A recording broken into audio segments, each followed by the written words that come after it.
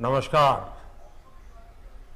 मध्य प्रदेश में युवाओं को सरकारी नौकरी देने का अभियान तेज गति से चल रहा है। अलग अलग जिलों में रोजगार मेलों का आयोजन कर विभिन्न पदों पर हजारों युवाओं की भर्ती की गई है। इनमें से 22,400 से ज्यादा युवाओं की शिक्षक के पद पर भर्ती हुई है। आज अनेकों युवाओं को नियुक्ति पत्र भी मिले हैं। मैं सभी युवाओं को शिक्षण जैसे महत्वपूर्ण कार्य से जुड़ने के लिए बहुत बहुत बधाई और शुभकामनाएं देता हूं।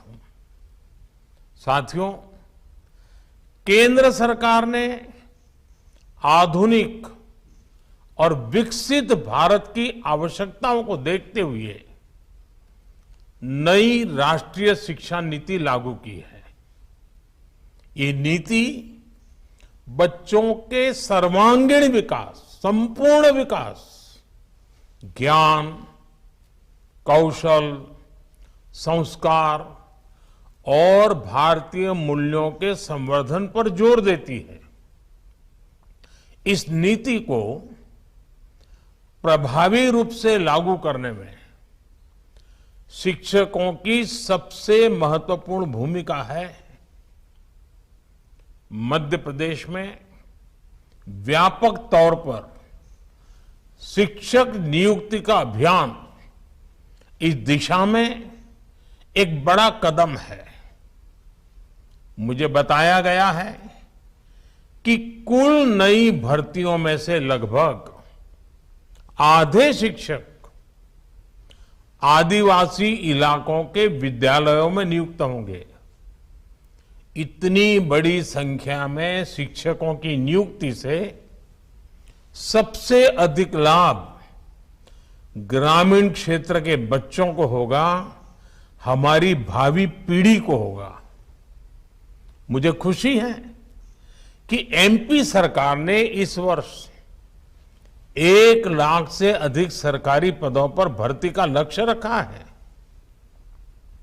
इस साल के अंत तक 60,000 से ज्यादा शिक्षकों की नियुक्ति का भी लक्ष्य है।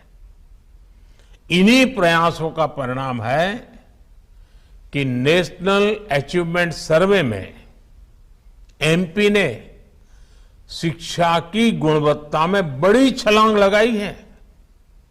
इस रैंकिंग में एमपी का स्थान 17वें नंबर से 5वें नंबर पर पहुंच गया है, यानी 12 नंबर की छलांग, और वो भी बिना हो हल्ला किए, बिना शोर मचाए, बिना विज्ञापनों पर पैसे लुटाए, चुपचाप। इस तरह का कार्य करने के लिए समर्पण चाहिए। समर्पण के बिना यह संभव नहीं होता है।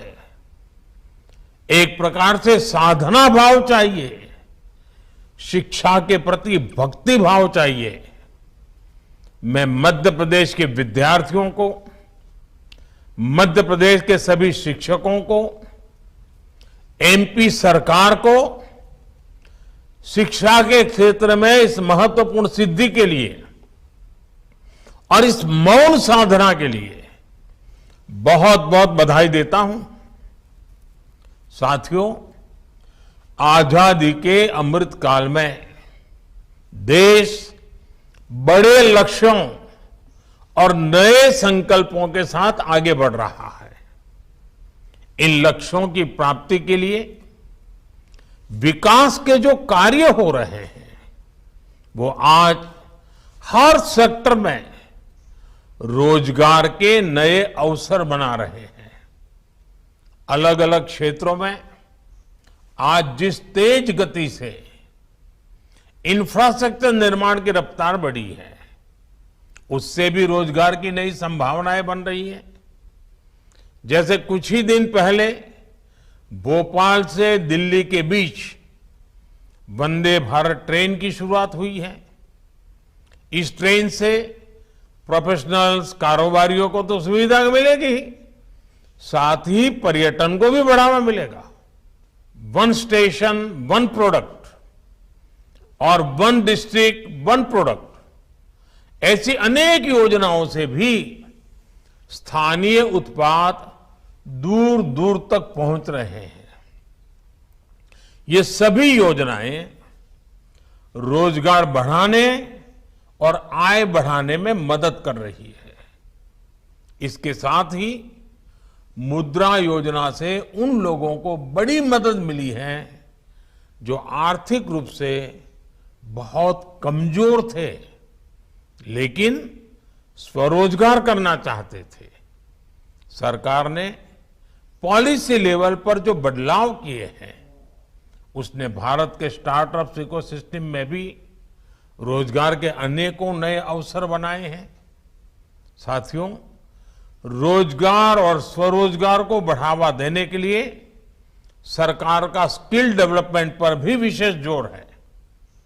प्रधानमंत्री कौशल विकास योजना के तहत युवाओं को ट्रेनिंग देने के लिए देश भर में कौशल विकास केंद्र खोले गए हैं।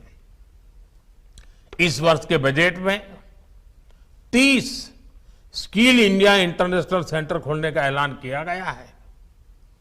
इनमें युवाओं को न्यू एज टेक्नोलॉजी के द्वारा ट्रेनिंग दी जाएगी। इस साल के बजट में पीएम विश्वकर्मा योजना के जरिए छोटे कारीगरों को ट्रेनिंग देने के साथ उन्हें एमएसएमई से भी जोड़ने की पहल की गई है। साथियों, एमपी में जिन हजारों शिक्षकों की नियुक्ति हुई है, उन्हें मैं एक और बात कहना चाहता हूं। आप अपने पिछले 10-15 वर्ष के जीवन को देखिए। आप पाएंगे कि जिन लोगों ने आपके जीवन में सबसे ज्यादा प्रभाव डाला, उनमें आपकी माताजी और आपके शिक्षक जरूर है। जिस तरह से ये आपके हृदय में है, आपके शिक्षक आपके हृदय में है,